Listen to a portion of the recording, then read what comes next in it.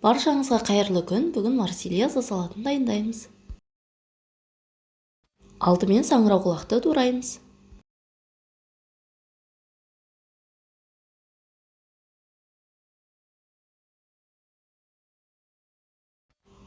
Табаға май құйып, саңырауқұлақты қуырамыз.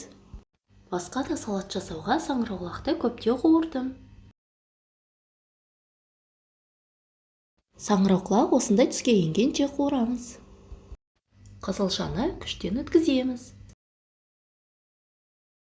Саңырауқұлақты ұзыншалап тураймыз.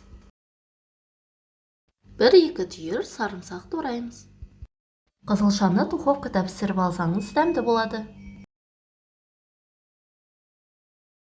Қатты ірімшікті күшті майда көзінен өткіземіз. Салаттың астына айсберг капустасын немесе салат жапырақтарын саламыз. Салатқа майонез немесе 25% қаймақ салып араластырамыз.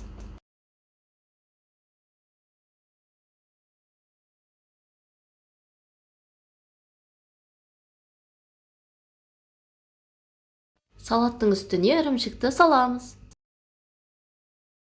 Әдемілік үшін жан-жанына кинзаны қойып шықтым. Салат жеңіл әрі дәмді болады. Видео ұнаса, достарыңызбен бөлісуді ұмытпаңыз.